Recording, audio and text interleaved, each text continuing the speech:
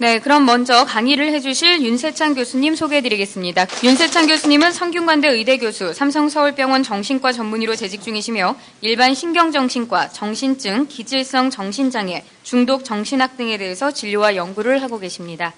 교수님 강의 부탁드립니다. 안녕하십니까. 방금 소개받은 삼성서울병원 정신과 윤세창입니다. 오늘 눈이 또 많이 왔는데 이렇게 많이 찾아주셔서 감사드립니다. 올해 들어서 특히 눈이 예년보다 많이 왔던 것 같습니다. 오늘도 눈이 왔지만 얼마 전에 제가 알고 지내는 어르신 한 분이 그런 말씀을 하세요. 눈이 오는 거를 보니까 나이가 들었는데도 노인이 됐는데도 눈이 오는 걸 보니까 좋더라. 참 깨끗하고 좋더라. 이런 말씀을 하세요.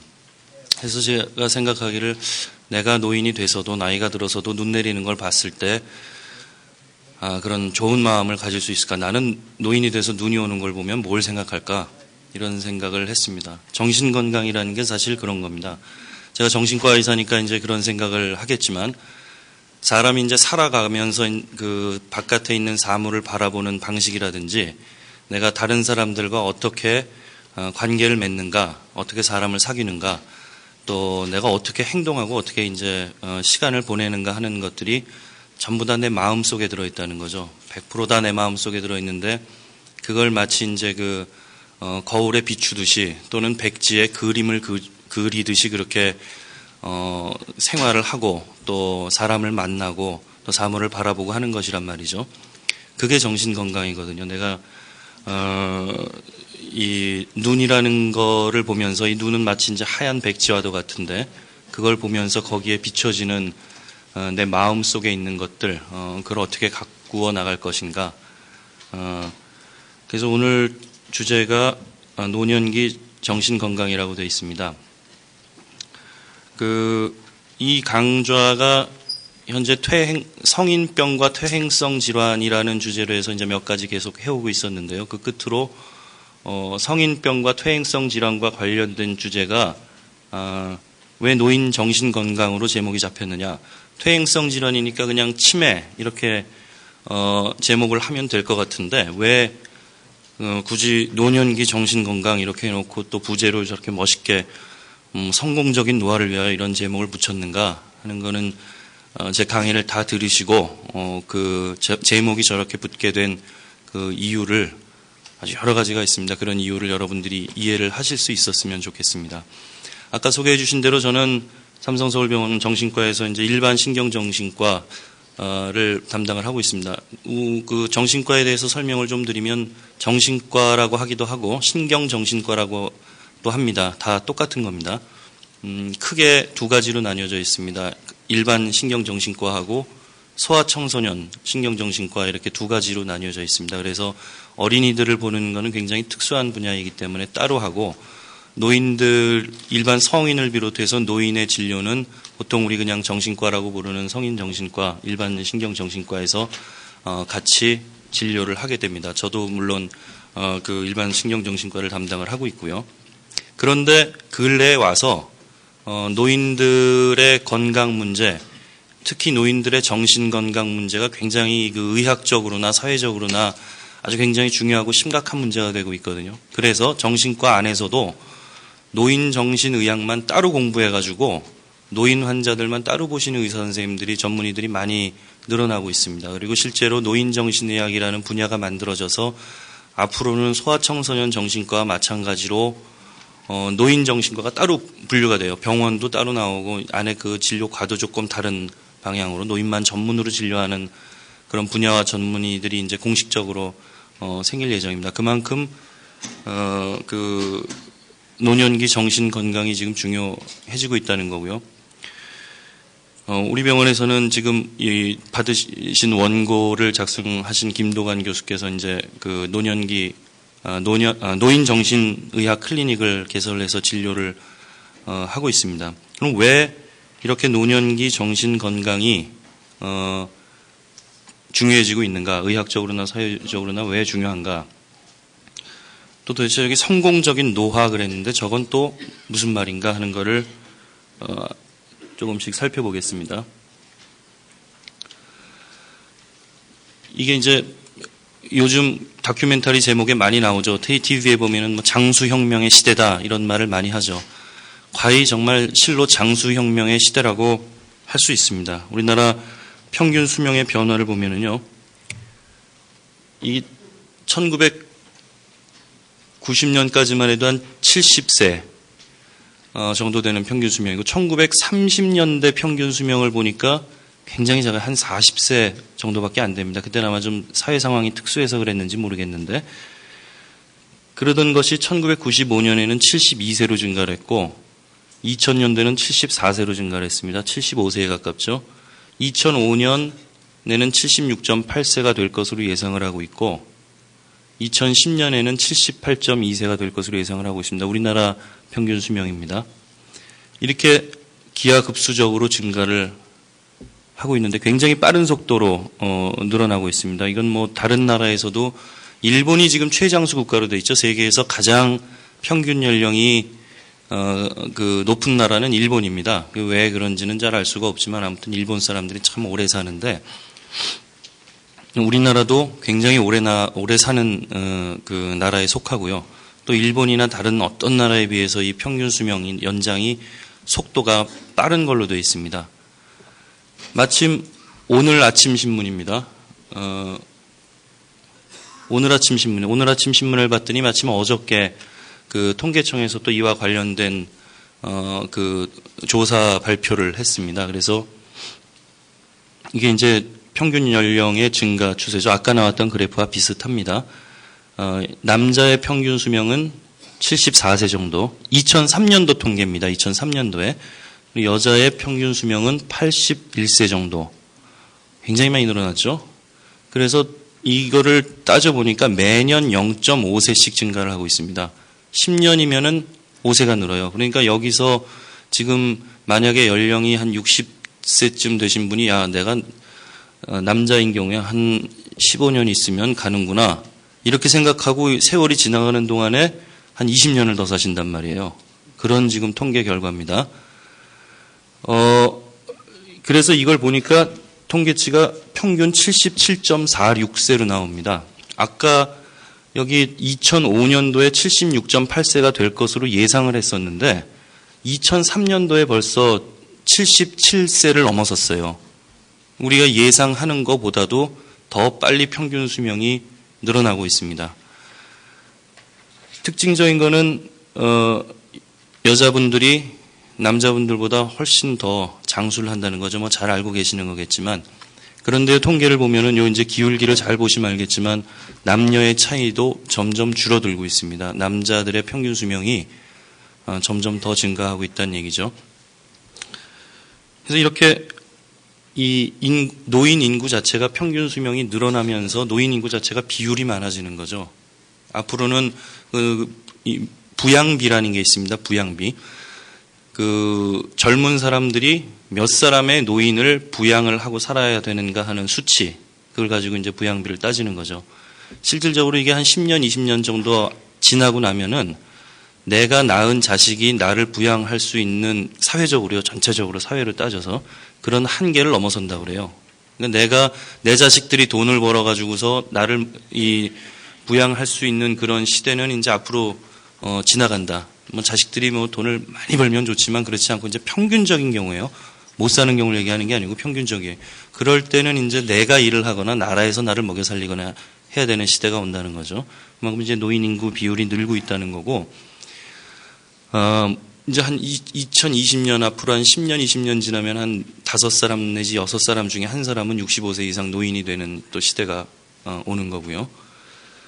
그래서 이렇게 노인 인구가 많이 늘고 있다는 게 하나의 노인 정신 질환에 대해서 우리 노인 정신 건강에 대해서 관심을 가져야 되는 큰 이유가 되는데, 특히 노년기라는 게 정신 건강을 잃어버리기 쉬운 아주 취약기라는 겁니다. 여러 가지 이유가 있는데 신체적인 기능이 많이 떨어지죠. 그리고 여러 가지 성인병, 요새는 생활습관병이라고 고쳐서 많이 부르고 있습니다만 당뇨라든지 고혈압이라든지 하는 뇌졸중이라든지 하는 이제 여러 가지 성인병에 걸리기가 쉽고, 직업과 사회적 지위를 잃게 되고, 또 주변에서 이제 가족과 친구들이 나보다 먼저 가기 시작하고, 물론 노후 대책 직장을 열심히 하시는 분들도 계시겠지만 경제적인 내가 직업이 없기 때문에 경제적인 어려움을 겪게 되고 내 자녀에게 경제적으로 의존해야 되는 시기가 오고요. 사회적으로도 노인은 일을 할 수 없다. 이래서 고립되고 또 차별 대우를 받기도 하고 집에서 간혹가다 이제 노인 학대라는 문제가 발생하기도 하고요. 이런 여러 가지 그 신체적인 사회적인 이유 외에 특히 뇌의 퇴행성 변화가 오죠. 우리 모든 신체적인 기능 저하가 되는 것도 사실이지만 특히 뇌의 퇴행성 변화가 오는 것이 정신 건강이라는 것은 장기로 따지면 이제 뇌에 해당하니까요. 그런 어떤 뇌의 퇴행성 변화가 노인들의 그 정신 건강에 아주 위기를 가져다 주는 것이다.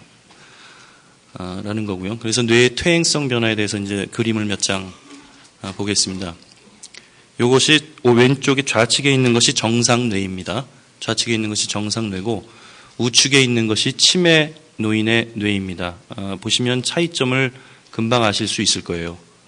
좌측에 있는 뇌는 뭔가 이렇게 좀 물이 꽉 차 있는 것 같고 이걸 주름이라고 그러죠. 뇌의 주름. 뇌의 주름이 굉장히 많이 있죠. 뇌의 주름이 아주 풍부하게 있고 그 주름과 주름 사이의 간격이 딱 달라붙어 있습니다. 밀착이 돼 있고 반면에 치매 환자의 뇌. 이제 이건 아주 극단적인 그 변화를 보여준 거기 때문에 조금 그렇지만 이 정도는 보통 노인의 뇌가 이 정도는 아니죠. 이것도 노인의 뇌입니다. 그런데 퇴행성 변화가 심한 노인의 뇌에서는 이렇게 우선 이것과 비교해서 주름이 많이 전체적으로 뇌가 많이 작아져 있고요.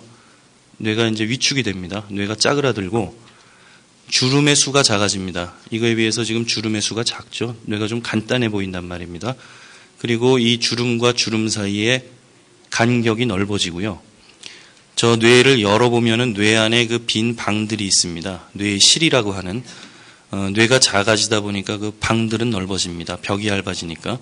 그래서 그 뇌의 실이 확장되고 이런 이제 퇴행성 변화를 가져오는 게 이게 전형적인 뇌의 변화입니다. 이것도 역시 우리가 흔히 정상이라고 하는 사람들의 뇌를 잘라서 단면을 관찰을 한 건데요.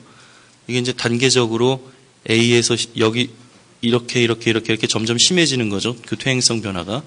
그래서 여기서는 주름도 많고 뇌가 크고 그렇다 이쪽에서 이제 이게 뇌실이죠. 뇌실이 커지고 뇌가 얇아지고 크기가 작아지고 주름이 적어지고 주름 사이 간격이 넓어지고 하는데 가만 보면 이렇게 이제 요 거뭇거뭇한 점들이 있습니다. 여기 거뭇거뭇한 점들이 보이시죠? 이거는 사실은 아무 증상도 일으키지 않는 줄 알았던 것들 또는 사진을 찍어도 이 정도는 그냥 노인들한테 흔히 있을 수 있는 변화입니다. 정상입니다. 이렇게 하고 넘어갔던 것들이에요. 그런데 저런 것들이 또 사실은 어떤 증상을 유발하는 병이라는 거예요. 우리가 정상적인 노화로 알고 있었던 것들의 많은 것들이 사실은 병이더라. 그래서 치료를 해야 된다 하는 걸로 연결이 되는데 그 다음 사진을 보셔도 이게 뇌세포입니다. 우리 뇌에 있는 뇌세포가 여러 가지 그 신경 돌기들을 가지고 있어요. 뇌가 이제 여러 군데로 팔을 뻗고 있는데 50대에는 이렇게 생겼고 70대에는 이 뇌의 신경 돌기가 길어집니다. 길어지는 이유는 뇌세포 자체가 개수가 줄어들기 때문에 개수가 줄어드니까 이 뇌세포 한 개를 가지고 더 멀리까지 가서 연결을 해야 되는 일이 생겨요. 그래서 이건 좀 짧고 이건 좀 길고 그런데 90세가 되면은 도로 짧아지고 아예 그 뇌 신경 돌기 자체가 숫자도 적어지죠.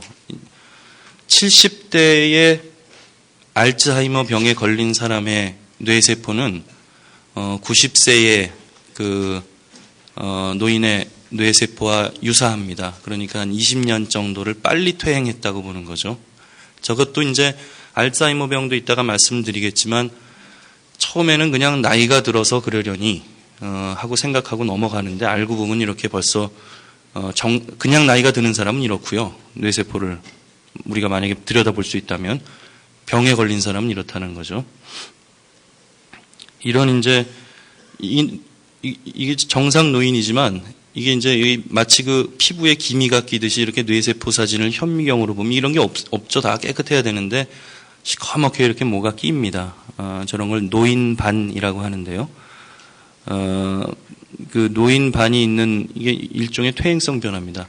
사실 정상에서도 나타날 수 있다라고 보지만 아무튼 이런 것도 병적인 현상이고요. 뇌에 이런 것들이 끼기 시작합니다. 이런 것들 이제 지금까지 그런 어떤 정상적인 뇌이지만 노인이 돼서 우리가 당연하게 생각하는 여러 가지 병적인 현상들이 있었잖아요. 그건 뭐 당연한 거고 노인 늙으면 다 그래 이렇게 생각해왔던 것들인데 우리 아인슈타인 박사 아시죠? 아인슈타인 박사의 뇌를 해부해서 현미경을 찍어봤더니 노인이 돌아가신 다음에 이제 찍은 거예요. 돌아가신 다음에 그런 게 하나도 없더라는 거예요. 깨끗하고 젊은 사람의 뇌와 거의 유사하다는 거죠. 이게 이제 그래서 뭐 아인슈타인하고 우리하고 뭐 똑같으냐? 다르죠. 뭐 다른데 그래도 사람이 늙어서 죽을 때까지도 건강한 뇌를 유지한 사람이 있다는 게 확인이 된 거예요. 이거 이제 성공적인 노화의 어떤 출발점이자 대표적인 그런 예로 이야기되어지고 있는 게 나이가 먹어서도 이렇게 건강한 뇌를 가지자 우리도 이런 얘기입니다. 건강하게 생기셨잖아요. 인상이 좋으시죠. 아주 아인슈타인 박사가. 게다가 어떤 실험을 통해서 보니까 노인인데 암으로 죽은 사람이에요. 근데 뇌를 이제 연구를 할 수 있어요. 죽은 사람들의 경우에 허락을 받으면. 그래서 해봤더니 여기서는 이제 초록색으로 보이는 거, 이쪽에서는 까만색으로 보이는 거는 새로 생기는 뇌신경 세포입니다. 노인들한테도 새로 생기는 뇌신경 세포가 있더라 하는 거예요. 여태까지는 없는 줄 알았어요. 뇌는 어른이 되고 나서는 뇌세포는 죽기만 하지 다시 생기진 않는다. 이게 이제 우리가 알고 있던 사실인데 그렇지 않더라는 거예요. 알고 봤더니 어른들에서도 뇌신경세포가 새로 생기는, 숫자는 많지 않습니다. 숫자는 많지 않은데 새로 생기는 것들이 있더라 하는 게 여러 가지 실험을 통해서 확인이 됐습니다. 이 사진은 요새 근래 논란이 되고 있는 그 황우석 박사 이 사건과 같이 이게 조작된 사진은 아닙니다. 이건 아주 정확한 실험 결과가 되겠고, 이게 또 이제 중요한 실험인데요. 쥐를 요런 이제 단순한 환경에 넣었을 경우하고, 뭐 놀이과 기구가 많죠. 복잡한 거. 뭐 쳇바퀴도 있고, 이런 파이프 드나드는 데도 있고, 이런 이제 뭐 사다리 비슷한 것도 있고, 공도 있고, 이런 데서 자란 쥐하고, 나중에 이제 한참 지난 다음에 뇌를 잘라서 연구를 해봤더니 아까 그 새로 생기는 뇌신경세포 있죠. 개수가 거의 2배 가까이 차이가 나더라 하는 거죠. 그래서 이런 풍부한 환경에 있던 쥐들은 자꾸 뇌를 사용하기 때문에 새로 생기는 뇌세포가 많고, 이런 단순한 환경에 있는 쥐들은 뇌를 많이 사용하지가 않기 때문에 새로 생기는 뇌세포가 적다 하는 겁니다. 이 실험을 통해서 이제 평생 학습의 이론이 나오는 거예요.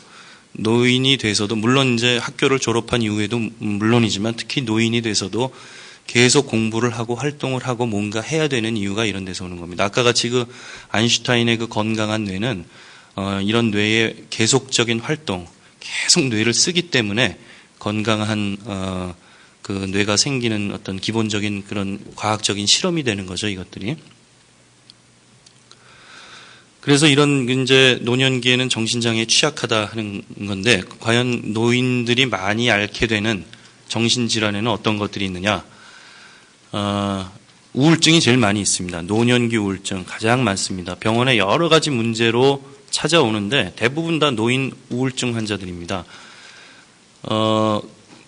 그 기억력이 나쁘다고도 병원에 찾아오시고, 잠을 못 잔다고 병원에 찾아오시고, 불안하다고 병원에 찾아오시고, 의심을 한다고 병원에 찾아오시고, 그런데 다 보면 사실은 노인 우울증인 경우가 굉장히 많이 있습니다. 그래서 노인 우울증이 가장 흔하고 중요한 질병의 하나로 되어 있고요. 두 번째 중요한 질병은 역시 치매죠. 우울증처럼 흔하지는 않지만 이거는 심각한 질병이란 말이죠. 치매는 그냥 노화 현상에 의한 게 아니고 하나의 병이고, 그래서 원발성 치매에서 아까 얘기한 뇌의 퇴행으로 인해서 오는 거, 예를 들면 알츠하이머 병 같은 경우, 그리고 속발성 치매 중에는 이제 혈관성 치매, 그래서 뇌졸중, 중풍 후에 오는 치매 이렇게 두 개로 나눌 수가 있고요. 그 외에 뭐 망상성 장애, 불안장애, 수면장애, 정신병 등 진단을 하지만 대부분 중요한 것들은 이제 우울증과 치매 두 가지 질병. 그래서 오늘 여러분들한테 나머지 어르신들한테 나머지 이제 시간에 주로 자세하게 드릴 말씀은 이 노년기 우울증과 치매에 관한 내용입니다. 병원에서 이렇게 의사들이 병원에 직접 오셔서 의사들이 하는 강의를 이렇게 하는 이유는 단순히 이제 흥미 위주로 또는 뭐 재미로 이렇게 하는 것보다는 가급적이면은 그 현장에서 환자를 보고 있는 사람들이 하나라도 좀 전문적이고 정확한 지식을 여러분들한테 전달하기 위해서라고 생각을 해요. 그래서 질병에 대해서 조금 다소 어려운 내용이 나올 수도 있지만 여러분들이 잘 경청을 하시고 또 받으신 그 노트와 강의록과 인터넷에서 다시 보기를 이용해서 공부를 하시면 여러분들의 건강 관리에 많이 도움이 될 거로 생각을 하고 준비를 했습니다. 여기 앉아 계신 분들 이 사진에서 뭐가 보이시나요? 이걸 이제 가끔 우리가 환자들한테 물어보는 것 중에 하나입니다. 저런 애매한 사진을 보여주면서 넌 저기서 뭐가 보이냐? 당신 저기서 뭐가 보이십니까? 이렇게 하면 어떠세요? 뭐가 보이시는지. 이게 이제 보통 우리가 우울증이 없는 사람들, 그 긍정적이고 자신감 있는 사람들은 이제 활기찬 아침 뭐 이런 걸 본다고 그러죠. 문을 탁 열고 아침에 이제 새벽빛이 착 비칠 때 집을 나서는 그런 걸 본다고 그러고 또 혹자는 저녁 노을을 본다고 그러죠. 저기서. 그래서 지는 해를 바라보면서 왠지 사람이 좀 힘이 빠져 있는 것 같기도 하고 지나간 날을 생각을 하면서 애수에 잠겨 있는 그런 걸 생각한다고 하기도 하고 또 어떤 사람은 저게 지금 창문을 열고 뛰어내리려고 그러는 거다. 자살하려고 그러는 거다. 이런 걸 보는 환자들도 있어요. 실제로. 그게 아까 얘기했죠. 저런 애매한 그림들을 통해서 자기 마음속에 있는 거를 비추게 만드는 겁니다. 그래서 저런 거를 투사적 검사라고 그래요. 투사라는 거 비춘다고 그러잖아요. 우리가.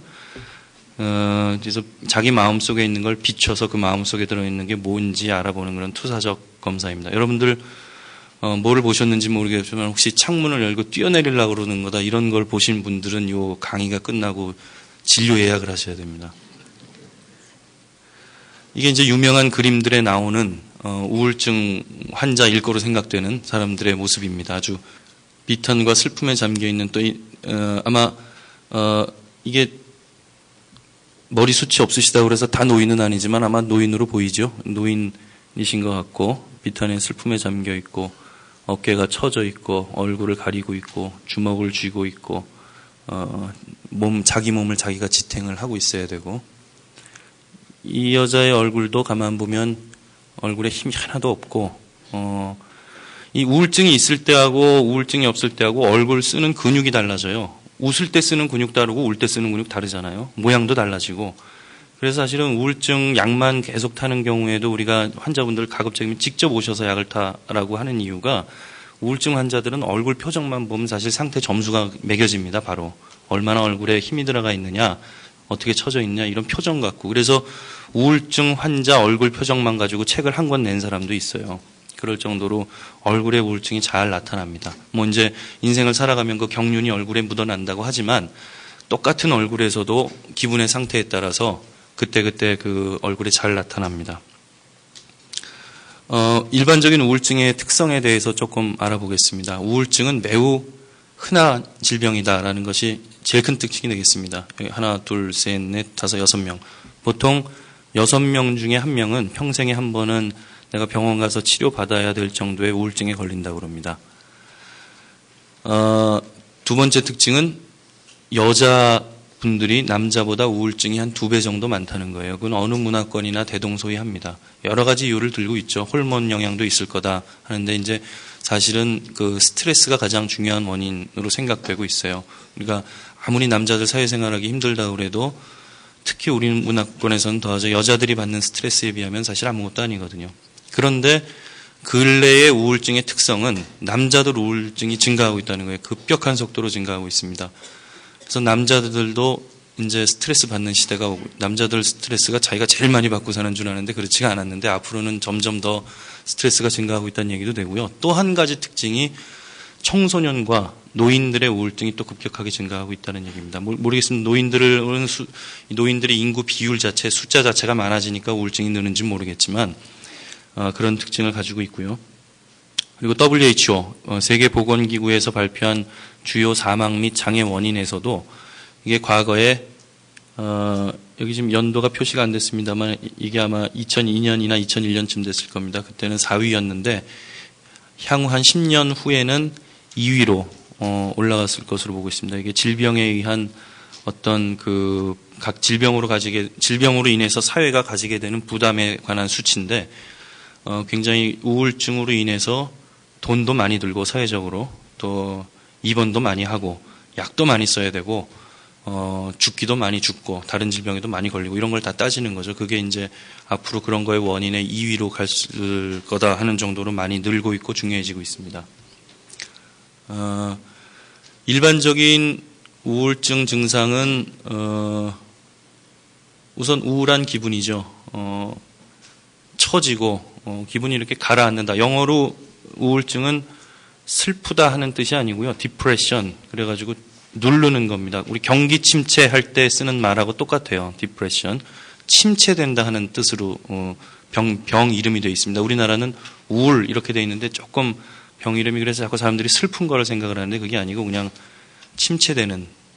두 번째가 흥미의 상실입니다. 매사에 재미가 없고 관심도 없고 만사가 다 귀찮고 재미있던 것도 재미가 없어지고 그런 것들이 있고요. 의욕도 없어지고요. 매사에 의욕이 없고 뭐 손 하나 깜짝하기 싫고 잘 하던 것도 그냥 접어넣게 되고 밥맛이 없어지고 잠이 안 오고요. 그 반대일 수도 있습니다. 정반대로 우울증을 해결하기 위해서 마구 먹어대는 사람도 있고 또는 하루 종일 자는 사람도 있어요. 근데 대개는 밥맛이 떨어지고 불면증이 온다는 거고 그다음에 아주 무기력합니다. 온몸에 힘이 다 빠지고 납덩이같이 무겁고 여기저기 또 아프고 뭐 소변도 자주 마렵고 소화도 안 되고 머리도 아프고 어지럽기도 하고 손발도 저리고 제일 문제가 되는 것들이 자살 사고죠. 이렇게 살아서 뭐하나 내가 이런 생각을 자꾸 하게 되고 자꾸 죽고 싶어지고 그래서 결국은 상당수의 그 우울증 환자들이 자살로 생을 마감하는 일이 벌어지죠. 이게 일반적인 우울증 증상인데 노년기 우울증 증상은 조금 다른 데가 있습니다. 그래서 이제 우울증으로 생각을 안 하는 것도 있는 것 같아요. 살펴볼게요. 우선 걱정이 많아집니다. 이것저것 쓸데없는 걱정이 많아지고 사소한 일에도 신경을 쓰고 가족들이 힘들어 죽죠. 그래서 아이고 어머니 아버지 그걸 신경을 쓰세요. 근데 이렇게 얘기를 하는데도 도저히 그 걱정을 접질 못하고 이것저것 걱정하고 병원에 가자고 해도 병원에 가는 것도 걱정이고 병원에서 약을 드려도 또 약을 이걸 먹어서 괜찮냐 이걸 뭐 계속 먹어도 되느냐 부작용은 뭐가 있느냐 하는 것도 걱정이고 약을 먹었더니 여기가 뭐 조금 찌끗하더라도 아이고 이것도 부작용 났구나 걱정이고 그래서 잠시도 가만히 못 계시고 초조하고 안절부절하고 아주 우울증이 심해지면은 그만 말이 딱 없어지고 그냥 끙끙거리고 가만히 계시는데 상당히 그 처음에 발전할 때는 그래서 초조해하고 불안해하고 왔다 갔다 하시고 안달박달 하시고 그래요. 아주 특징적인 증상이 기억력 장애입니다. 그래서 지금은 저런 말은 잘 안 쓰는데 옛날에는 노인들 우울증을 가성치매라고 불렀어요. 가짜 치매 이런 말입니다. 꼭 치매 같다 이런 뜻이에요. 그래서 기억력 장애가 심하게 나타나기 때문에 그렇게 불렀었습니다. 실제로 기억력이 나빠졌다 이래가지고서 병원에 스스로 찾아오는 사람들의 절반 이상은 우울증으로 진단됩니다. 치매가 아니고요. 치매나 기억력 장애가 아니고 대부분 우울증으로 진단이 됩니다. 그만큼 두드러지게 나타나는 증상이고요. 그 다음에 아까도 잠깐 나오긴 했지만 특히 젊은 사람들에 비해서 신체 증상이 많습니다. 신경성 신체 증상. 뭐 어디가 아프다, 어디에서 뭐 이상한 감각이 느껴진다, 손발이 저리다, 다리에 힘이 없다, 뭐 등이 아프다, 허리가 아프다, 뭐 소화가 안 된다, 또 뭐 소변이 자주 마렵다, 뭐 또 뒷골이 땡긴다, 어지럽다, 또 뭐가 있을까? 하여튼 여기서 뭐 불이 올라가고 제가 뜨끈뜨끈하고 맨날 열이 나고 여기는 덥고 여긴 차고 뭐 그런 이제 여러 가지 신체 증상. 그래서 병원에 가서 검사를 해보면은 의사들이 고개를 갸우뚱해요. 그럴 리가 없는데요. 이래. 그렇게 아플 리가 없는데요. 그러고. 그래서 여기 뭐가 조금 이상이 있긴 하지만 그것 때문에 저렇게 아플 리는 없는데요. 뭐 이런 얘기들을 하거든요. 그래서 그런 증상들이 또 많이 나타나고요. 불면증으로 병원에 오는 사람들, 특히 노인들은 잠이 안 와요 이러고 오는데 사실 그게 불면증이 병이 아니라 우울증으로 진단이 돼서 우울증 치료제와 수면제를 같이 사용해서 치료하게 되는 경우가 대부분입니다. 아마 이 중에서 불면증으로 약물을 드시는 분들 나중에 그 약을 한번 보세요. 틀림없이 우울증 약하고 수면제가 같이 있습니다. 거의 대부분 그렇게 치료하게 됩니다. 그 다음에 이제 역시 노인들을 우울증이 역시 자살률이 굉장히 높은 게 사실이고요. 그 외에 일반적인 우울증 증상들의 특징들을 다 가질 수가 있습니다. 흥미가 없어지고 만사가 귀찮아지고 하는 것들이 나타날 수 있습니다. 그래서 이런 우울증 증상이 겉으로 나타나는 환자들의 뇌를 한번 사진을 찍어봤더니 정상적으로는 이제 이게 뇌실입니다. 뇌실인데 그 뇌실 주변에 보면은 옆에 이렇게 쭉 따라서 이제 하얀 점점 이렇게 찍힌 것들이 보이시죠? 여기가 원래 이렇게 까맣게 보여야 되는 부분인데 이건 좀 사실 심한 환자분이에요, 사진이. 근데 이렇게 심하지 않더라도 원래 까매야 되는데 한 요 정도 되는 흰 점들이 이렇게 점점 있는 경우가 있어요. 그게 아주 미세한 혈관들이 막혀서 생기는 아주 그 작은 경색이죠. 너무 뇌경색급 된 세포 수가 작기 때문에 혈관이 작은 게 막히거나 터져서 저거는 저렇게 나와도 이 사진을 판독하는 사람은 뭐 저런 게 보인다라고만 얘기하고 그냥 끝내고 신경과나 신경외과 선생님들 뭐 저거는 괜찮다라고 얘기를 하고 또 이렇게 여기 뭐 신경과에서 검사하는 거 있죠. 뭐 눈 일로 돌려봐라, 불 쳐다봐라 그러고 뭐 입 벌려봐라 그러고 뭐 손 이렇게 어떻게 해봐라 그러고 이제 다 하는데 그런 검사를 다 해도 이상이 발견이 안 되고 그런데 저것 때문에 우울증이 생기는 겁니다. 노인들에 있어서 저런 경우를 혈관성 우울증이라고 합니다. 혈관성 우울증이 노인들에게서 상당히 많은 비중을 차지하고 있는 걸로 보여요. 그래서 이게 우울증의 원인이죠. 결국 그러니까 스트레스. 그다음에 이제 우리는 보통 스트레스가 우울증의 원인이라고 알고 있죠. 그런데 알고 봤더니 성인병에 해당하는 성인병 또는 성인병의 위험인자라고 알고 있던 것들이 전부 다 우울증의 원인이에요. 고혈압, 당뇨, 비만, 동맥경화, 고지혈증, 또 음주, 흡연 이런 것들이 전부 다 우울증의 원인이 돼서 혈관 이상을 유발하고 이 혈관 이상은 심혈관 질환이나 뇌혈관 질환도 일으키지만 우울증도 만들어낸다는 거죠. 그래서 심혈관 질환과 우울증도 관계가 있고 뇌혈관 질환과 우울증도 관계가 있고 심혈관 질환과 뇌혈관 질환도 관계가 있고 심장이 안 좋은 사람들이 뇌경색이 많이 생기잖아요. 그것처럼 우울증이 많은 노인이 돼서 사실은 우울증이 생긴 사람들이 이걸 제대로 치료를 하지 않았을 경우에 뇌혈관 질환이나 중풍 같은 거요, 뇌경색이나 아니면 치매가 훨씬 많이 생긴다고 그래요. 혈관성 우울증으로 진단이 된 사람들은 다시 정리를 하면은 제대로 치료를 하지 않았을 경우에 중풍이나 치매에 걸릴 확률이 높다 하는 거죠. 그래서 실제로 보니까 우울증이 있는 사람들에 있어서 심근경색, 심장마비죠. 심장마비가 올 확률이 정상인에 비해서 5배더라. 노인들의 연간 사망률이 정상인에 비해서 우울증 환자에 있어서 2배 이상 높더라. 상당히 사망률도 높은 병이죠. 그러니까 이 우울증이라는 게.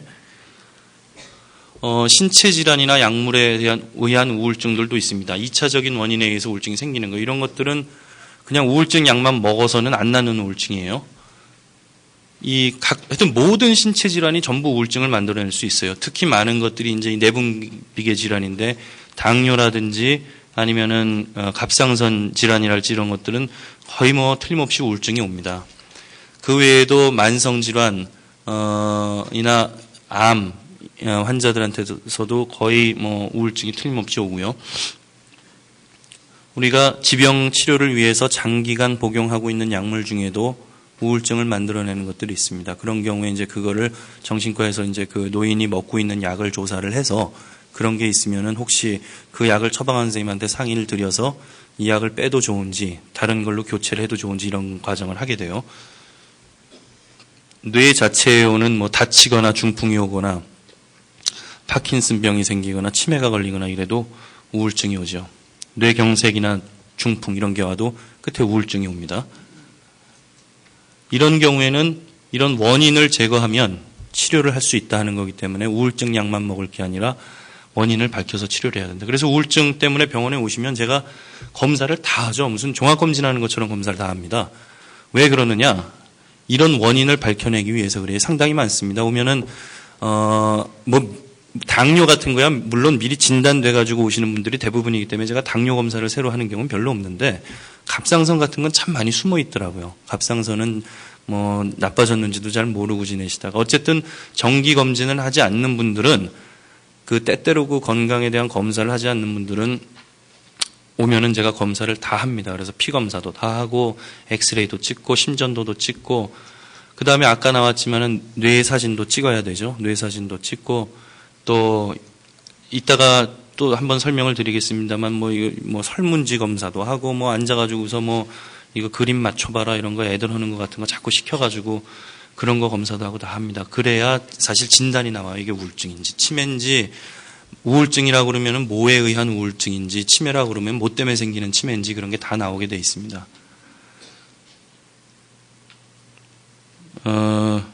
그래서 우울증의 치료는 크게 세 가지로 구분을 합니다. 하나는 우리가 생물학적인 치료라고 부르는데 주로 약물 치료죠. 두 번째는 각종 상담 치료입니다. 심리 치료. 그리고 세 번째가 생활 습관의 교정이 되겠는데 생활 습관의 교정 또는 이제 질병의 치료 이런 것들이 되겠죠. 그래서 주로 약물 치료와 상담 치료를 하게 되고요. 이런 치료 과정을 통해서 환자분들이 여러 가지 그 생활 습관을 교정하고 또 스트레스 관리를 할 수 있도록 도와드립니다. 아주 급할 때는 전기경련 치료라고 해서 우리 특수한 기계 잘 고안된 아주 고가의 의료 장비죠. 그냥 갔다가 막 뻐꾸기 둥지 위로 날아간 새 영화 보셨어요, 혹시? 보신 분 있으세요? 뻐꾸기 둥지 위로 날아간 새. 거기 보면 저 주인공이 누구죠? 잭 니콜슨인가요? 그분이 정신병원에 있다가 계속해서 문제를 일으키니까 이 전기경련 치료를 하죠. 전기경련 치료에서 아주 바보가 되는 그런 장면이 나오는데 옛날에는 그렇게 치료를 했어요. 근데 요즘에는 절대로 그렇지 않고요. 아주 안전한 방법으로 아주 효과적으로 아주 미량의 전기를 뇌에 흘려보냄으로 해서 치료를 하는 방법을 고도로 아주 아무나 할 수 있는 게 아닙니다. 갖다 그냥 다치신다고 되는 게 아니에요. 그래서 그거를 할 수 있는 그런 술기를 개발해내서 지금 하고 있는 방법도 있고 자기자극술이라고 그래서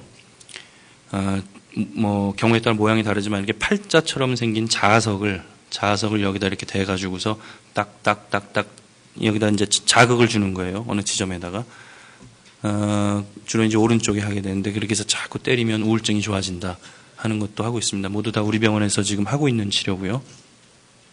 광치료라고 그래서 아주 밝은 빛, 우리 거의 바깥에 나가서 보는 햇빛, 그 정도는 안 되더라도 이런 일반적인 조명보다는 훨씬 더 밝은 걸 갖다 놓고 그걸 들여다보는 거가 치료가 되기도 합니다. 그러니까 사실 우울증 치료할 때는 이게 만약에 내가 우울증을 얘기를 하고 있으면 이렇게 껌껌하게 해놓고 있는 것보다는 밝게 해놓고 그래야 되는데 자꾸 이제 야외 활동을 하셔야 돼요. 햇빛 쬐는 시간이 많아져야 됩니다. 우울증이 안 걸리려면은 운동을 해도 그래서 가급적이면 야외 활동 이렇게 아주 급격한 체력을 소모하지 않는 야외 활동, 등산 같은 거 좋지 않습니까? 그런 것들을 걷기도 괜찮고요. 그런 것들을 권하는 이유가 그래서 그렇습니다. 왜 북유럽에 우울증 환자가 많다고 그러죠? 그리고 겨울철에 우울증 환자들이 우울증 증상이 나빠집니다.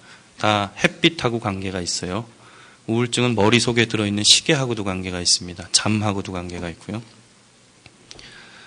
이런 치료들을 적당히 했을 때 굉장히 높은 회복률을 보입니다. 80% 내지 90%의 치료율, 성공률을 가지고 있는데 이제 조금 우울증 있는 사람은 그러면 안 낫는 사람도 있다는 얘기 아니야? 벌써 이렇게 딱 받아들이는데 80-90% 치료되는 병을 우리 병원 전체를 다 돌아다니면서 의사 선생님들 붙들고 내과, 외과 하여튼 할 거 없어가지고 다 뒤져도요. 80-90% 이상의 치료율을 가진 질병을 치료하시는 선생님들이 몇 분 안 계세요. 정신과는 굉장히 보람 있는 직업입니다. 굉장히 우울증 환자들 아주 힘들어하고 오시고 금방 뭐 죽을 것 같이 이렇게 생각을 하고 또는 이제 죽겠다 그러고 이런 분들도 오셔가지고 굉장히 이제 밝은 활기차게 돼가지고서 이제 아무렇지도 않다 그러고 이제 나중에 그렇게 되니까 굉장히 보람 있는 직업이라고 생각을 하고 지금 있습니다. 이거는 알아보시겠어요? 여기 있는 사람들? 이 사람 누구예요? 루즈벨트 처칠. 이 사람은 루즈벨트 대통령. 이 사람은 처칠, 윈스턴 처칠. 이 사람은 스탈린. 그래서 이게 지금 1945년도에 열렸던 얄타 회담 사진이죠. 얄타 회담이 우리한테는 어떻게 중요하냐면 여기서 38선을 갈랐잖아요. 여기서 저 사람들이 앉아가지고서 지도를 놓고서 38선을 그어가지고 북쪽은 스탈린 네가 하고 남쪽은 내가 할게. 그리고 이제 처칠은 옆에서 구경하고 앉아 있었고 이제 그랬던 회담입니다. 그런데 이 세 사람이 다 환자였죠. 다 환자였습니다. 특히 이 루즈벨트 대통령은 뭐 아주 굉장히 세 사람 다 고혈압이 있어요.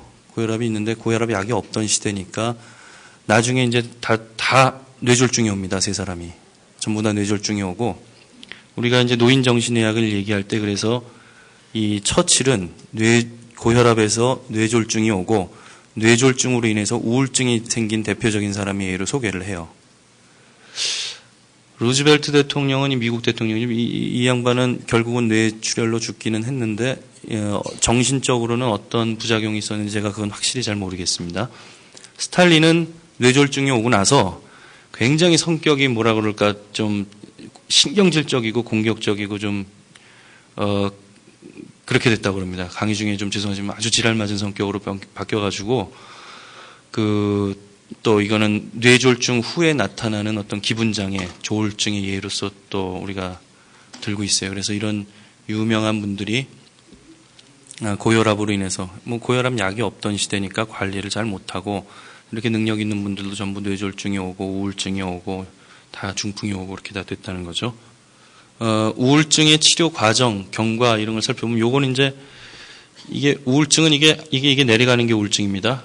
이걸 그냥 놔두면 한 뭐 6개월도 가고 1년도 가고 길게는 뭐 한 1년 반도 가고 그랬다가 사실 또 조금 그 중간에 이렇게 자살하지만 않으면 또 좋아져요. 조금 좋아졌다가 또 오고 이렇게 길게 가는데 이제 이쯤에서 이제 우울증이 심해지면 약물 치료를 받으러 오죠. 그래서 치료를 쭉 하면 금방 좋아집니다. 금방이라는 게 그냥 내일 좋아지는 건 아니고요. 한 달 정도, 2달 정도 이렇게 걸리면은 좋아집니다. 그랬다가 약을 끊으면 또 재발을 해요.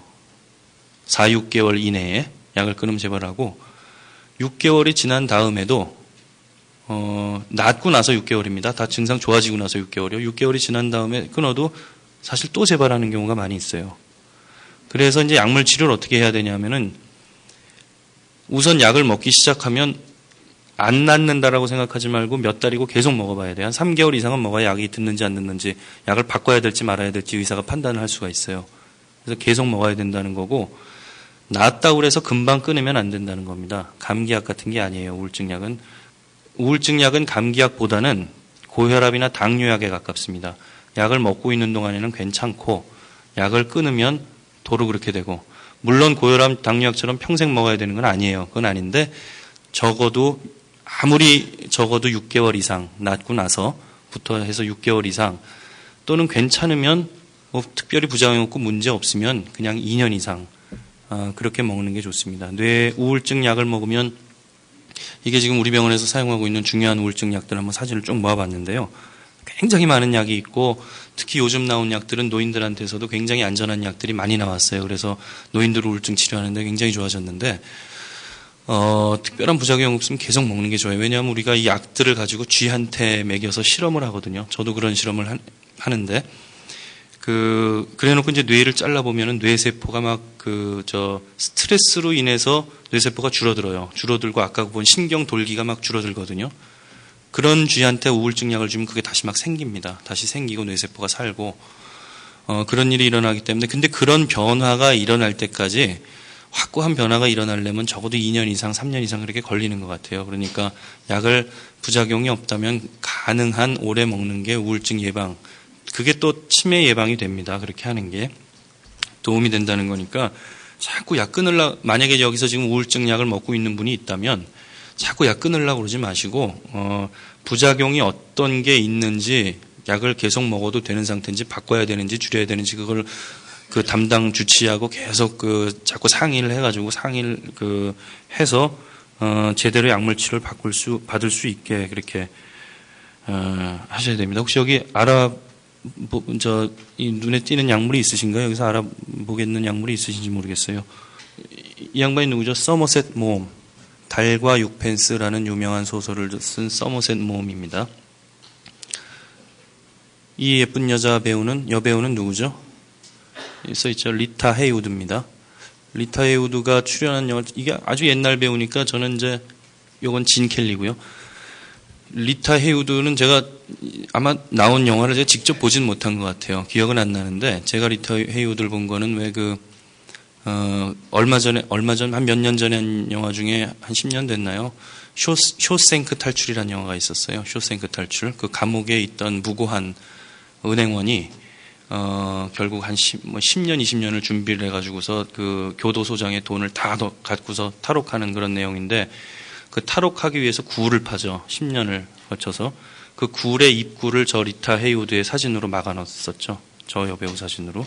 아마 영화 보신 분들은 그 굴에 있는 덮여 있는 사진을 확 치우면서 놀라던 그 교도소장 아마 그 장면이 생각이 나실 거예요. 미모의 여배우입니다. 세월은 흘렀어도. 이분은 이분이 아니고요. 이분은 여러분들이 잘 아시는 배우 출신의 레이건 대통령이죠. 지금까지 나온 세 사람, 서머셋 모험, 리타 헤이우드, 레이건, 이 세 분의 공통점이 뭔지 아시는 분 계실 거예요. 세 분이 다 알츠하이머 병으로 진단을 받고 고생을 하고 또 알츠하이머 병으로 인해서 돌아가신 분들입니다. 이 여자분은 이 알츠하이머가 사람 이름입니다. 정신과 의사예요. 지금으로부터 100년 전에 알츠하이머 병이라는 것을 만들었는데 이 환자를 통해서 알츠하이머 병을 기술을 하고 진단했습니다. 그래서 이 환자를 평생 관찰을 하면서 돌아가실 때까지 보면서 이런 병이 있구나. 이게 그전까지는 병이 있나요? 그냥 노망, 나이 들면 노망 든다. 그냥 그렇게만 생각해서 그게 병이라고 생각도 안 했죠. 그런데 이게 노망이 이게 병이로구나 하는 거를 처음 개념화한 사람, 그걸 병으로 만든 사람이 알츠하이머라는 사람이에요. 그 사람이 이 어거스트 D라는 환자를 보고서 그 병의 이름을 만들어냈습니다. 이 아주 고통스러워하고 있는 얼굴이죠. 증례를 잠깐 볼게요. 63세 된 아무개 여사입니다. 기억력이 나쁘다 이러고 오셨어요. 6개월 전서부터 자꾸 잊어버리게 되고 기억이 잘 안 나고 가스불 켜놓고 자꾸 잊어버리고 열쇠고리 현관문에다 걸어놓고 열쇠고리 열고 그냥 들어오고 낯선 사람과 대화를 할 때 참 입에서 말이 안 나와요. 그게 이 사람 이름도 안 튀어나오고 물건 이름도 안 튀어나오고 도대체가 벙어리가 된 것 같고 바보가 된 것 같고 그러니까 사람 자꾸 피하게 되고 그러다 보니까 다른 사람들 보기에는 말수가 줄어들고 멍한 것 같이 보이게 되고 환자한테 물어봤더니 옛날에는 화투를 그렇게 좋아했는데 이제 화투를 치니까 잘 안 되더라. 재미도 없고 이게 옛날에 썼던 기술들이 안 먹히더라. 치매가 의심스럽다고 병원에 오신 거죠. 그럼 이제 해야 될 일이 있습니다. 병원에 오셔서 처음에 이게 정말 치매가 맞느냐, 병이 맞느냐, 아니면은 걱정은 하시지만 이게 정상 노화냐 하는 거를 구별을 해야죠. 그래서 노화로 인한 정상적인 기억력 감퇴가 있고 또 치매가 있습니다. 두 가지의 차이점을 보면은 노화로 인한 정상적인 기억력 감퇴는 기억은 할 수 있어요. 기억력 자체, 여기 기계 자체가 고장이 많이 안 나 있기 때문에 들어가긴 들어가는데 끄집어내질 못합니다. 소위 이제 회상의 장애라고 그러죠. 그런데 이렇게 물어보고 저렇게 물어보고 막 힌트도 주고 그러면 맞아 그러고서 정답을 다시 끄집어낼 수 있어요.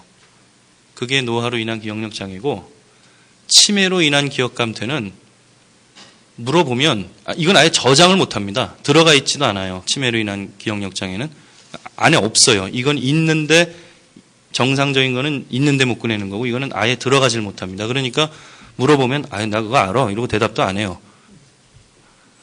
자기가 기억력 장애가 있다는 걸 자꾸 표시를 안 합니다. 자꾸 감추려고 그래요. 치매가 있는 분들은. 그런데 이렇게 물어보고 저렇게 물어보고 아무리 힌트를 주고 그래도 정답이 안 나와요. 알아. 그리고 결국 그래 뭐예요? 얘기해 보세요. 그러면 끝내 얘기하는 게 틀린 답을 말씀하시는 거예요. 그러니까 이제 안에 안 들어 있는 거죠. 그런 차이가 있고 또 한 가지 차이는 이제 기억력은 그렇게 나빠졌다고 오시는데 다른 인지 기억 영역, 소위 판단력이라든지 무슨 우리 실행 영역이라고 그러죠. 그 계획을 세우고 일을 조직적으로 이렇게 계획하고 추진하고 하는 능력들 아니면 언어 능력 이런 것들은 기억력에 비해서는 괜찮아요. 그런 게 다 망가지진 않았는데 전반적인 인지 기능이 같이 망가지는 게 치매입니다. 치매가 심해지면 왜 하던 거 못하게 되잖아요. 옷도 단추 잠그는 아주 치매가 심해지면 왜 단추 잠그는 법을 잊어버리시거든요. 옷을 어떻게 입는지를 잊어버리세요. 그래서 이 옷을 엉뚱하게 입으시죠. 막 그거는 심지어 옷 입는 법 자체를 잊어버리기 때문에 그러세요. 그런 정도의 이런 행동상의 그 인지기능 저하까지 나타나는 게 이제 그게 극단적인 예지만 그런 이제 다른 인지기능도 그래서 이거를 그런데 이제 생활에서는 딱히 구별해내기가 쉽지가 않습니다. 그래서 보통은 병원에 와서 기억력 검사를 하는 게 있어요. 우리 과에도 있고.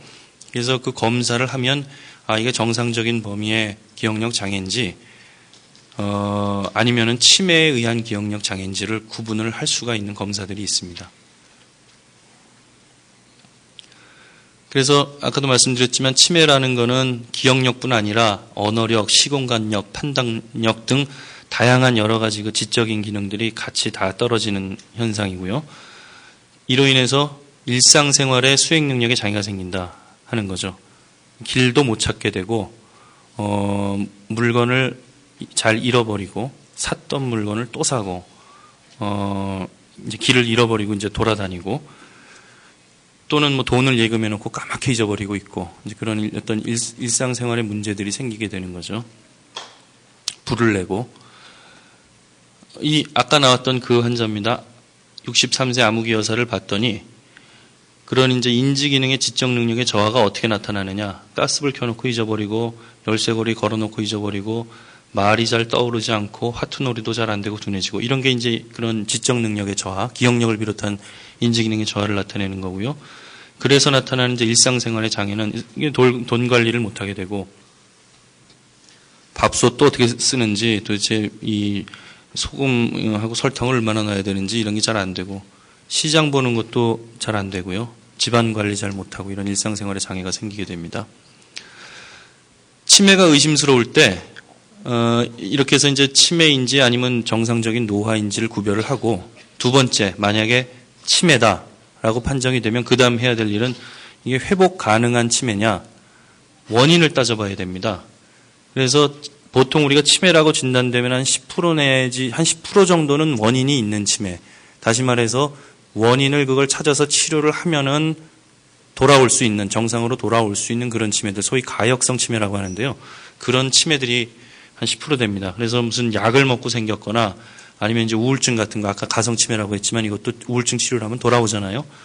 그런 우울증에 의한 기억력 장애라든지 아니면 대사성 내분비계 질환 신체적인 질병에 의한 거, 영양소 결핍, 알코올 환자들 술 많이 먹다 보면 이제 비타민 B1이 이 몸속에서 다 깨져나갑니다. 없어지면 그것 때문에 알코올성 치매가 오기도 하고, 뭐 수술한 사람들, 장 수술한 사람들이 이렇게 그 영양소 잘 흡수 못하는 사람들 오래되면은 나중에 그것 때문에 치매가 오기도 하고요.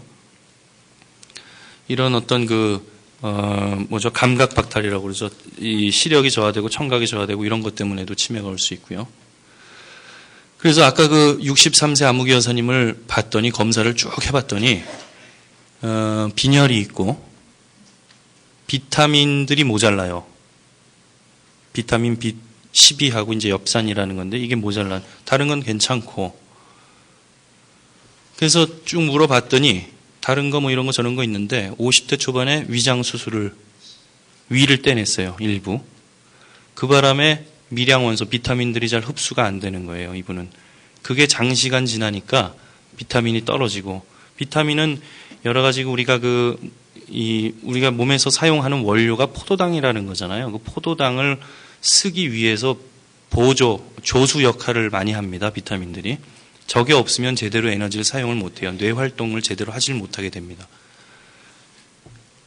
그래서 비타민 모자란다고 검사했더니 보니까 모자란다고 하는 비타민을 투여했더니 2개월 만에 치매가 좋아졌어요. 치매는 틀림없이 치매였는데 저렇게 원인을 찾아서 교정하면 좋아지는 경우가 뭐 많게는 열에 하나는 있다는 거예요. 열에 하나. 또 뭐 많게 얘기하는 사람은 한 20%까지도 얘기를 합니다. 그러니까 이게 기억력이 나빠졌는데 그런 거 오시는데 보면 뭐 피 검사하지 무슨 검사하지 머리 어떻게 하지 뭐 해보라고 그러지 굉장히 검사를 많이 하는데 사실은 다 이유가 있어서 이런 정확한 진단을 하기 위해서 하는 검사들이라서 어지간한 의사들이 권하는 검사는 다 하시는 게 좋습니다.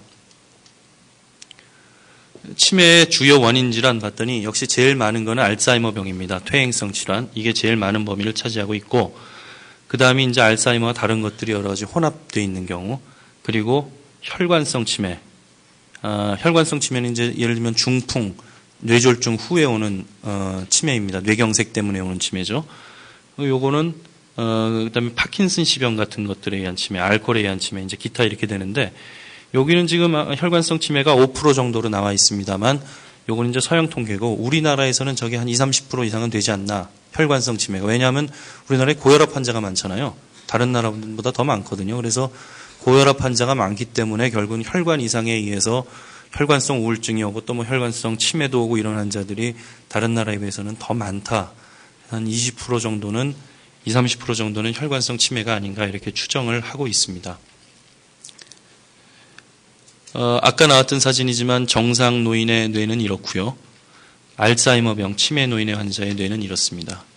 이건 그 뇌를 잘라본 사진이 되겠는데 역시 이렇게 그 뇌에 이런 데 이제 뇌 피질이라고 하고 회백질이라고 하는데 이런 것들이 많이 줄어 있어요. 살 많이 줄어 있고 뇌 자체가 짜그라져 있고 주름이 줄어들어 있고 이런 간격이 넓어져 있고 그리고 뇌실이 커져 있습니다. 이런 특징들을 가진 게 치매 환자의 뇌입니다.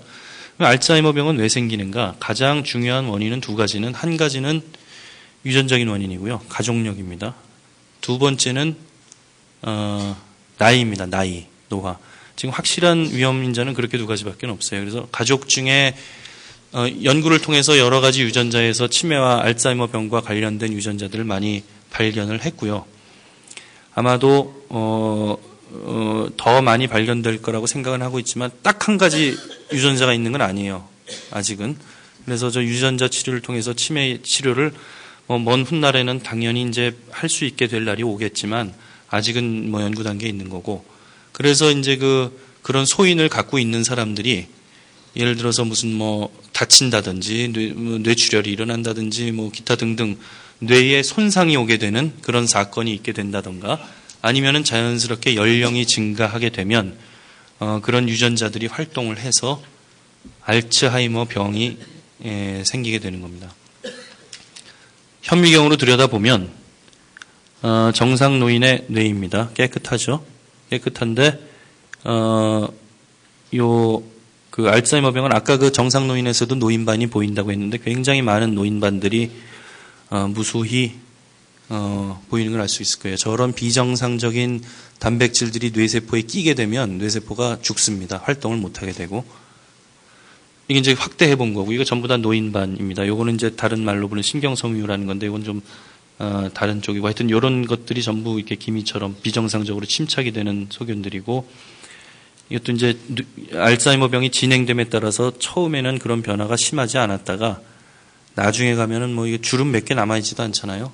그리고 아주 뇌가 많이 작아지고 이런 이제 심한 변화를 겪게 된다는 거죠. 오늘 등장하는 이제 두 번째 환자입니다. 68세 아무개 할머니인데 주증상정은 6개월 전서부터 남편이 바람 피우는 여자가 집에 와서 우리 집에 살고 있다고 그래요. 보니까 마당에 여자 발자국이 있더라. 틀림없이 지금 그 여자 들어와서 우리 집에 살고 있는 거다. 누가 화장실을 누가 썼는데 누가 썼는지 아무리 찾아도 자기가 썼다는 사람이 없더라. 틀림없이 남편하고 바람핀 여자가 우리 집에 와서 살고 있다. 그래가지고는 남편을 막 폭력을 하고 밤에 전혀 잠을 안 주무시고 보니까 기억력이 많이 나빠지셨고 가끔 실금, 요실금 하시는 것 같고, 아까 치매가 의심스러울 때 우리가 이렇게 해야 된다고 그랬죠. 정상이냐, 아니면은 회복이 가능하냐, 또 앞으로 어떻게 될 거냐 하는 걸 따져봐야 되는데, 그래서 검사를 했습니다. 그랬더니 기억력뿐 아니라 언어 능력, 시공간 구성 능력, 전두엽 기능 등 외부 자극을 인식하는 능력, 전반적으로 인지 기능이 굉장히 많이 떨어져 있더라. 우리가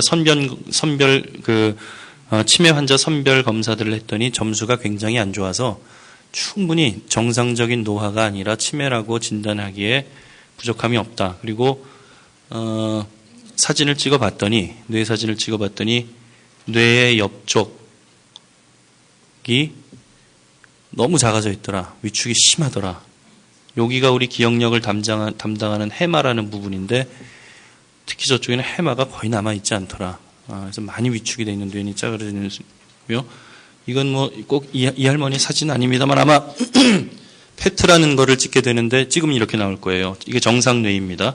빨간 게 활동을 하고 있다는 얘기예요. 여기서 똑같은 이제 단계기 뇌를 이렇게 단층 촬영을 하잖아요. 똑같은 부분에서 봤더니 머리 옆쪽하고 뒤쪽으로 빨간색이 많이 줄어들어 있죠. 이거에 비해서 알츠하이머 병은 머리 옆쪽에서 먼저 오는 치매입니다. 머리 앞쪽에서 오는 치매도 있어요. 그런데 여기 봐도요. 여기 머리 여기는 전반적으로 그 뺑둘리, 소위 대뇌 피질이라고 하는 부분의 활동이 다 떨어져 있습니다. 이런 경우에는 정상적인 노화라고 보기 어렵고 우리가 치매라고 진단을 해야 되는 겁니다. 이 뇌의 부분에 병이 와 있는 거예요.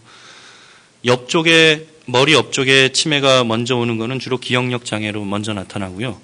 앞쪽에 오는 치매가 있습니다. 또 앞쪽에 오는 치매는 주로 성격이 변하는 걸로 나타납니다. 그러니까 갑자기 노인네가 성격이 완전히 변했다, 꼭 딴 사람처럼 변했다 하는 것도 사실은 처음에 치매를 의심해서 진찰을 받아야 할 필요가 있습니다. 그래서 진단을 초기, 중기, 후기로 나눴을 때 중기에 해당하는 알츠하이머 치매를 앓고 있으며 치매라고 진단이 된 거죠. 아마도 원인은 여러 가지 검사 특성을 종합해 보니까 알츠하이머 병일 것 같다라고 생각을 하는 겁니다. 알츠하이머 병은 뇌를 잘라서 이렇게 현미경으로 들여다보기 전까지는 진단이 안 되는 병입니다, 사실은요. 다만 이제 알츠하이머 병 우리가 특성을 가지고 여러 가지 이제 저게 알츠하이머 때문에 생기는 치매일 거다라고 90% 이상의 확률로 짐작을 하는 거예요. 치매 치료 원칙은 이렇게 4가지입니다. 회복이 가능한 부분을 찾아서 치료한다. 아까 원인이 있는 치매가 있을 수도 있다고 그랬죠. 비타민 보충했더니 좋아지는 할머니처럼. 그런 회복이 가능한 부분을 찾아서 치료하는 게 하나 있고요. 그 다음에 이제 치매가 온 노인들한테서 여러 가지 행동 증상들이 있습니다. 예를 들면 난폭한다든지, 공격성을 보인다든지, 간병인을 때린다든지, 밤새 잠을 안 잔다든지, 집을 자꾸 나간다든지 하는 그런 행동 증상을 보이는 것들이 있습니다. 그럼 그 행동 증상들은 뭐가 있고, 그 행동 증상의 원인은 뭐고 이런 걸 찾아서 치료하는 게 필요합니다. 3번째는 인지기능 저하를 막아주는 죄송합니다. 약물을 투여하는 겁니다. 치매 치료제라고 알려져 있는 것들이죠. 약을 써서 인지기능의 이 기억력이 더 이상 나빠지는 걸 자꾸 늦추는 그런 치료를 할 수가 있고요. 그 다음에 이제 역시 가족이 제일 문제죠. 간병인, 가족들을 도와주는 이렇게 4가지의 치료 원칙을 가지고 있습니다. 치료 약물의 종류, 치매를 완전히 치료할 수 있는 약이 있느냐? 없어서 빨간색으로 덮어놨습니다. 이런 약은 아직은 없습니다.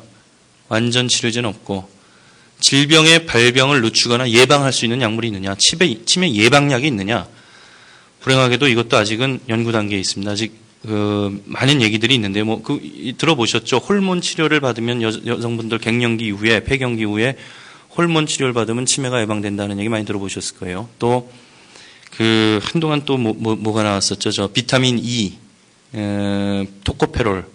이런 게 또 이제 다량 항산소 효과를 하는 이제 비타민들인데 그런 걸 다량 먹으면 또 치매가 예방이 된다. 그래가지고 한동안 건강식품 하시는 분들이 돈을 많이 버셨죠. 또 그 외에도 이제 여러 가지 약물을 써서 치매를 예방할 수 있다는 것들이 있는데 사실은 다 부분적인 결과들이고요. 정말로 예방할 수 있는 약물은 지금 사실 잘 모르겠습니다. 있는지 없는지. 지금 우리가 쓸 수 있는 약물은 질병의 치매의 진행을 좀 늦추는 약을 쓸 수가 있고요. 그다음에 질병의 증상을 덜어주는 약물, 아까 얘기한 그 불면증이라든지 공격성이라든지 이런 것들을 조금 줄여줄 수 있는 약을 쓸 수 있는 거, 이렇게 두 가지 치료를 할 수가 있습니다. 그래서 질병을 덜어주는 약물, 아까 그 아무개 할머니 같은 경우에는 남편을 폭행을 하고 이러니까 잠도 안 자고, 리스페리돈이라고, 요거는 정신병 치료에 쓰는 약물입니다. 정신분열병이라든지 정신병 치료에 쓰는 약물인데 요걸 소량 사용합니다. 젊은 사람들처럼 많이 쓰지 않고요. 소량 사용하면 잠도 잘 주무시고요, 밤에.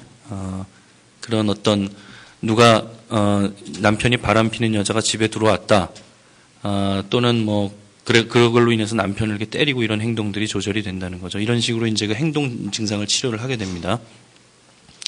치료 약물의 종류로 이제 질병을 진행을 멈추게 하나 더디게 하는 약물들을 쓰는데요. 뭐 타크리닌이, 돈네페지린이, 무슨 리바스티그민이 이런 약들이 많이 나와 있어요. 그래서 4가지 정도가 있습니다. 그 미국 식품약, 제가 아마 원고에도 아마 기록을 했을 텐데요. 그런 약물들을 써서 이게 이제 가만 놔두면 치매가 이렇게 진행을 한다는 거죠. 치매가 이렇게 진행을 한다는 건데, 여기서 약을 먹으면 처음에는 조금 좋아지는 듯해요. 약 먹으면은 기억력 좋아졌다는 말씀을 하세요. 그런데 그러다가 또 사실 다시 나빠집니다. 약을 먹어도요. 그래서 조금 좋아지다가 다시 나빠지는데, 약을 안 먹는 거하고 비교해서는 이게 정상 레벨입니다. 여기가 정상 레벨이면은 이게 어느 정도 우리가 정상 레벨이 아니고 일상생활에 내가 장애를 받느냐 안 받느냐를 따지는 거예요. 여기보다 더 내려가면 일상생활을 못 하는 거고, 일상생활 할 수 있는 기간이 굉장히 늘어나요. 약을 먹으면. 그런데 불행히도 사망하는 시점은 비슷합니다. 약물을 먹어서 치매, 기억력이 나빠지는 걸 늦춘다고 해도, 보통 우리가 진단이 되고 나서 한 8년 정도, 10여 년 이내에 사망을 한다고 그러는데, 알츠하이머 병이면. 그 사망을 늦출 수는 없지만, 아무튼 돌아가시기 전까지 정상적인 상태로 남아있는 기간이 굉장히 길어져요. 그건 굉장히 중요한 문제입니다. 그래서 일상생활 자체가 가족들의 삶이 달라지는 거예요. 이런 알츠하이머 병을 진단하는 것 자체가 중요하고, 그 진단이 되면 약물을 적절한 시기에 쓰기 시작하는 게 굉장히 중요합니다. 그래서 이제 인지행동 치료라는 거를 이제 하기도 하는데, 인지재활 치료죠. 행동 치료가 아니고, 죄송합니다. 인지재활 치료를 하는데, 이제 이렇게 생활하시는 분을 시간표를 다시 짜서 이렇게 생활할 수 있도록 옆에서 도와드린다거나, 아니면 이제 기억력이 떨어져 있으니까 달력을 가지고 이제 날짜를 매번 확인을 하고, 내가 아침 점심 약을 잘 챙겨 먹었나, 오늘 운동을 했나, 뭐 하는 것들을 하면 거기에다 매번 체크를 해서 확인을 하도록 이렇게 화이트보드를 걸어놓고 일상생활 중에 습관을 들이는, 이게 기억 보조 장치죠. 말하자면 이런 것들을 활용하는 방법을 쓰기도 하고요. 이게 이제 우리가 병원에서 하는 여러 가지 신경 심리 검사라는 겁니다. 인지기능. 그래서 굉장히 복잡하죠. 다 복잡한데 뭐 정상인 영역도 있고 떨어진 영역도 있고 다 분석을 하면, 이 표를 가지고 이렇게 들여다보면 이게 치매냐, 정상 노화냐, 또는 아까 나왔죠, 우울증에 의한 기억력 장애냐, 치매에 의한 기억력 장애냐, 저런 걸 감별을 해낼 수가 있습니다. 저거 검사하는데 한 반나절 걸리는데 그래도 열심히 다 하셔야 그런 것들이 구별이 됩니다. 그래서 저한테도 기억력 장애로 많이 오시지만 대부분 한 반 이상이 정말 다 우울증이에요. 저렇게 검사를 해보면. 그래서 우울증 치료를 하면 실제로 좋아지시고요. 뜨개질 하기도 하고, 뭐 여러 미술, 뭐 공작이라든지, 아니면 뭐 이 굿을 꿰고 있는 것 같죠. 그다음에 요거는 이제 물건을 보지 않고 만져서 뭔지 알아맞추는 이런 훈련입니다. 그런 걸 하기도 하고요.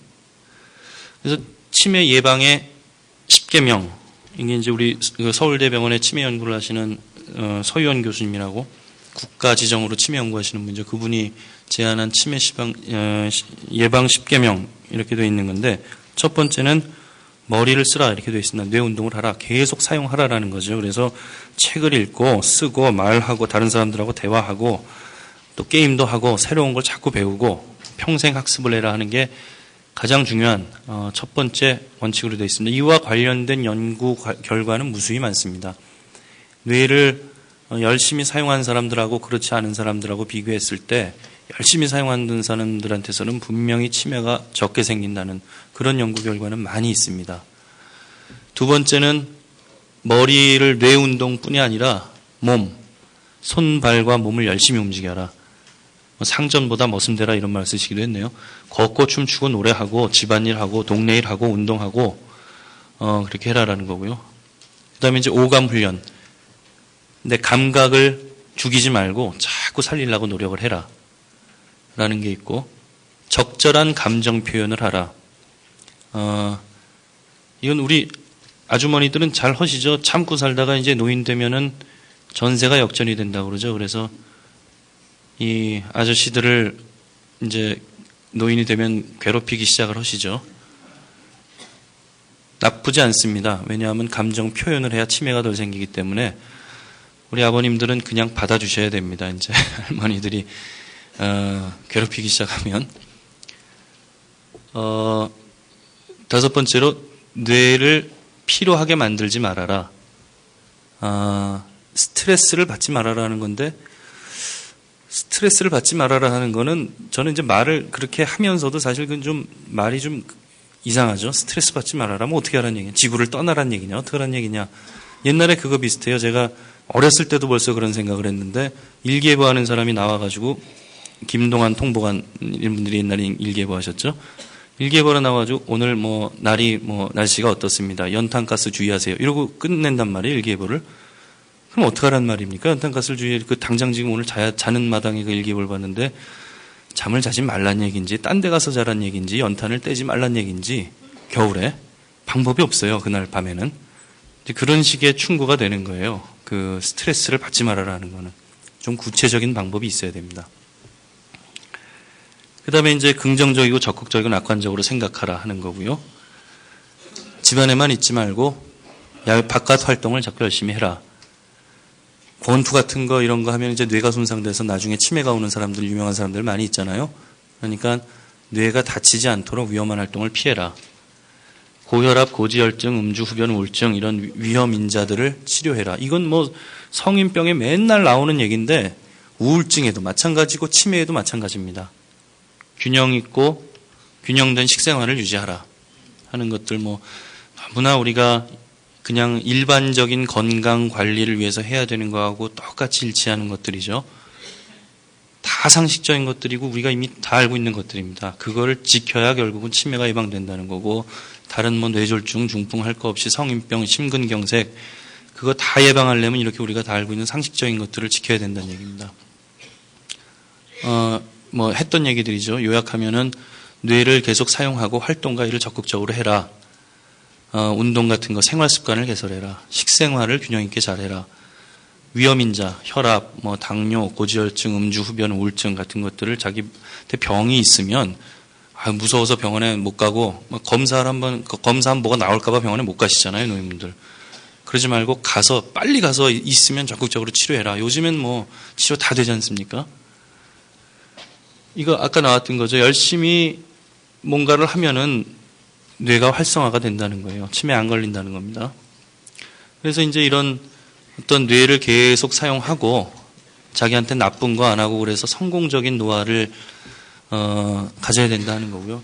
이분은 비록 알츠하이머 병에 걸렸지만 사실은 이 노인도 굉장히 성공적인 노화를 이루신 분이에요. 알츠하이머 병이 늦게 왔고 남들 평균 수명보다도 훨씬 오래 살았고 굉장히 존경받으면서 가셨고 레이건 대통령이죠. 이거 잠깐 볼까요? 이게 실제로 이게 보면은 로널드 레이건이 미국 대통령에 두 번째로 당선된 게 73세고요. 김대중 대통령이 당선된 게 74세. 다 평균 수명 넘어선 나이 아닙니까 이게? nel슨 만델라는 75세 대통령이 됐고요. 윈스턴 처칠은 77세의 영국 수상에 재선이 됐습니다. 프랭크 시네트라가 마지막으로 무대에서 리사이트를 자기 나훈아 리사이트를 같이 프랭크 시네트라 리사이트를 가진 게 79세. 괴테가 파우스트를 완성한 게 83세. 파블로 피카소가 자화상을 완성한 게 89세. 샤갈이 마지막 작품 발표한 게 91세. 지금 최장수 노인으로 공식적으로 기록되어 있는 분이 아마 이 프랑스에 살고 있는 어디 갔습니까? 이름이? 장 칼몽 할머니인데 85세에 펜싱을 배우기 시작하셨고 100살 때도 자전거 타고 다니셨고 124일에 내가 이러다 죽겠다 그래가지고 담배를 끊으셨답니다. 내가 이렇게 계속 담배를 피다가는 내가 그만 죽겠다 이래가지고 그때 담배를 끊으셨고, 121세에 Time is more mistress라는 노래를 가수처럼 CD로 발표를 하셨어요. 불행히도 122세에 돌아가셨고, 여기 계신 분들이 여러분들이 123세까지 사시면 신기록 갱신하시는 거예요. 몇 가지만 잠깐 보고 넘어가겠습니다. 성공적인 노화, 이게 이제 대한노인정신의학회에서 제안을 한 겁니다. 대한정신의학회에서 제안을 할 때는 현대적인 어떤 요즘 세대 신노인, 현대의 신노인으로서의 덕목 이렇게 발표를 했어요. 결과적으로는 성공적인 노화를 위한 10가지 덕목입니다. 하나는 중년기 때서부터 40세에서 65세 사이를 중년이라고 하죠. 일찍부터 건강증진행위를 통해서, 건강증진행위가 뭐냐? 다 알고 있죠, 우리 뭔지. 성인병을 예방하고 정기적인 종합검진을 받는다. 정기적인 종합검진 대단히 중요합니다. 아까도 봤지만 오래 사는 거, 평균 수명 연장되는 건 이미 달성이 됐습니다. 80세 이상까지 갔잖아요. 그리고 매년 0.5세씩 늘고 있으니까 10년에 5살씩 더 오래 산단 말이죠. 나중에 가면 평균 수명이 100살이 넘는다고요. 근데 그냥 그렇게 많이 살면 뭐합니까? 아까 그 신문 기사에도 봤지만은 과거에는 정년 퇴임을 하고 나서 내가 사회에서 물러나고 나서 그 이후에 사는 기간이 한 12년, 13년밖에 안 됐었어요. 지금은 한 25년 된다고 그래요. 퇴임을 하고 나서 내가 살아야 되는 기간이. 그럼 건강하게 살아야 될 거 아닙니까? 특히 정신건강 더 중요하고요. 그래서 사실 굉장히 필요한 게 이 건강증진 행위에 있어서 아까 위험 요소 관리해라. 어떻게 하는 거냐? 구체적으로 매년 한 번씩 정기검진 받으시면 돼요. 그러면 다 해결됩니다. 그래서 정기검진에서 나오는 거를 또 어떻게 해라고 하잖아요. 그럼 그거 하라는 대로 하면 됩니다. 꼭 정기검진 매년 받으시고요. 이게 정신건강을 유지하는 데 있어서도 굉장히 중요합니다. 아까 그런 것들이 다 복합적으로 하나의 원인으로 다 덩어리로 돼 있잖아요. 몸 따로 마음 따로, 마음 따로 몸 따로가 아니고. 그 다음에 생활습관 개선입니다. 똑같아요. 편식, 금연, 운동 이런 거고요.